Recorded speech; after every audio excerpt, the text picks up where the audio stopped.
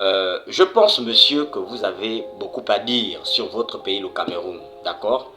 Euh, En parlant du pouvoir exécutif, votre président, qui est, à qui je ne pourrais pas manquer de respect en tenant des propos trop crus, des propos trop malveillants, mais je pense que l'état dans lequel votre président actuellement se trouve est un dossier majeur pour lequel vous devez focaliser toute votre attention.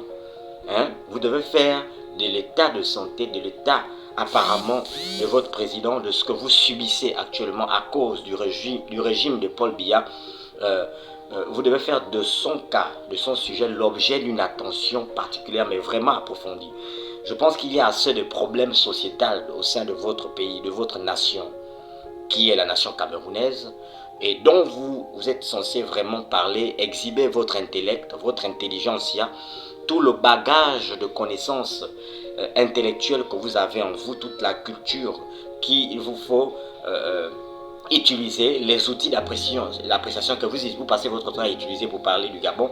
Je pense que vous êtes censé actuellement là, avec ce que le Cameroun vit et traverse, vous êtes censé vous appuyer sur cela pour apprécier, hein, au quotidien, donc avec une constance qui ne dit pas son nom, les sujets en rapport avec tout ce qui est déconcertant chez vous au Cameroun actuellement, que de perdre votre temps ou d'investir particulièrement votre temps sur le Gabon. Il me semble que lorsque vous avez passé une journée, depuis un moment, lorsque vous passez une journée, ou même une journée c'est trop dire, mais il me semble que lorsque vous passez ne serait-ce que 15 minutes sans penser, parler sur le Gabon, sans avoir dit quelque chose sur le Gabon, vous traduisez un mal-être, vous ne vous portez pas bien psychologiquement et mentalement. Il y a un souci, il y a un problème avec votre psyché, votre psychisme, votre esprit, votre âme et votre corps. Vous avez parlé du Gabon en disant que depuis 1960, monsieur, c'est ce que je vous ai entendu dire ça dans l'une de vos interventions sur le net, nous ne sommes qu'à 2 millions et quelques habitants, sinon 3 millions d'habitants, et que c'est ce qui pose un problème d'immigration au sein de la nation gabonaise. Sur l'immigration, j'en reviendrai après.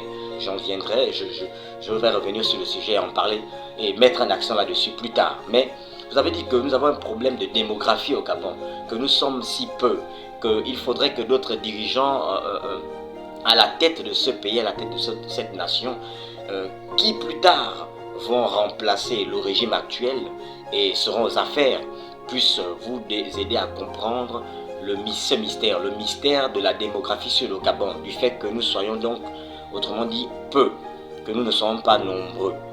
Oui, vous avez bien, heureusement que vous-même vous avez dit que le Gabon est un mystère, en parlant de cette façon. Et en effet, monsieur, je confirme que le Gabon restera un mystère pour vous, dont vous allez vous donner des cogitos casse-tête chinois plus d'une fois sans jamais être capable de comprendre au fond le Gabon en tant que mystère. Oui, heureusement que vous avez bien précisé que c'est un mystère. Monsieur, il y a un argumentaire que vous avez sorti de votre bouche en disant que le Gabon ne se multiplie pas considérablement depuis 1960, depuis son indépendance. J'aimerais vous dire déjà dans un premier temps que le Gabon n'est pas comme le Cameroun, qui sexuellement, ok, se livre à un rythme de vie sexuelle qui, chez vous, est défini autrement. Voilà, le Gabonais connaît ce que c'est la vie sexuelle, le Gabonais sait ce que c'est produire, faire des enfants. Le Gabonais n'a pas un souci d'infertilité ou de stérilité, comme vous l'avez dit. Vous avez dit qu'on doit se poser la question de savoir si nous ne sommes pas stériles parce qu'on nous avait injecté. Nous ne sommes pas stériles puisque nous continuons à nous multiplier. Comment peut-on être stérile et continuer à produire, messieurs? Donc vous voyez que vous n'êtes même pas cohérent dans vos propos. Vous vous contredisez en disant une chose et une autre, en passant d'une veste à coton à une veste à lin. Nous n'avons aucun problème de fertilité ou d'infertilité, autrement dit de stérilité. Et ce n'est pas tant l'indépendance, parce que vous avez évoqué la notion d'indépendance en disant que comment, depuis 1960, nous sommes restés figés, cloîtrés. En 1960, est-ce que nous étions à 3 millions d'habitants? Non, nous étions à 1 million et quelques habitants. Et vous dites que nous sommes restés cloîtrés. Vous vous entendez parler? Il faut bien vous entendre parler lorsque vous vous exprimez. Ou vous passez votre temps à exhiber les notions intellectuelles que vous avez, votre art oratoire, parce que, comme disait un grand parolier de chez nous qui excelle dans l'art du mensonge, dans l'art oratoire, monsieur Billy Binze, vous aimez vous entendre parler, monsieur. Monsieur, écoutez-moi très bien. Ce n'est pas la déclaration de l'indépendance dans un pays qui détermine sa croissance numérique, sa croissance physique. D'accord? Il y a une si grande différence entre vous, le Cameroun, et nous. D'ailleurs, il y a une expression qui dit que chez vous, les gens marchent avec le sexe à la main. Avez-vous déjà entendu cette expression qui dit qu'au Cameroun, les hommes et les femmes, notamment les femmes, marchent avec le sexe à la main, l'appareil génital à la main, l'appareil sexuel? Eh bien, c'est pour dire simplement qu'il y a une très grande différence entre vous et nous en matière de vie sexuelle. Votre vie sexuelle est tellement accentuée dans le désordre, elle va dans tous les sens. Et là, quand je parle ainsi, je ne généralise pas tous les Camerounais, mais la vérité, c'est qu'on parle là en fonction, par rapport à la majorité. Il faut dire et il faut avouer que chez vous, au Cameroun, vous êtes aujourd'hui à 30 millions d'habitants parce que vous avez une activité sexuelle qui ne dit pas son nom et qui va dans tous les sens à un moment donné. Je voulais d'abord répondre sur ce point-là.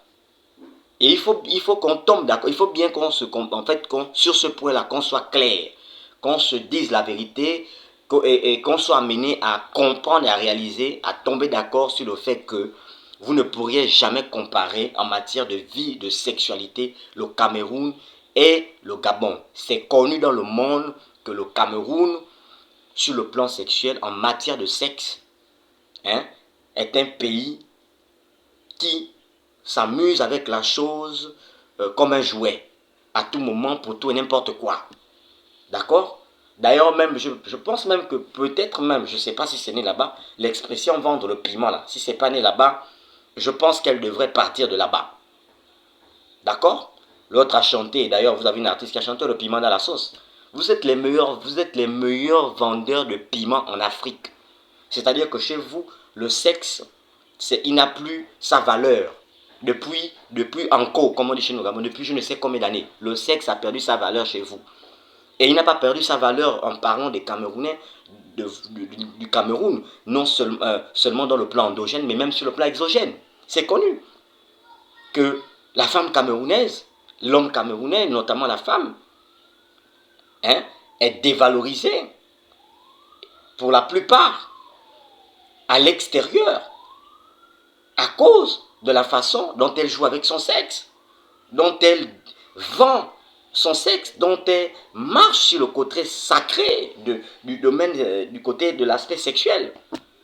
Donc que l'on soit clair, monsieur, je pense que vous avez beaucoup à dire sur le Cameroun.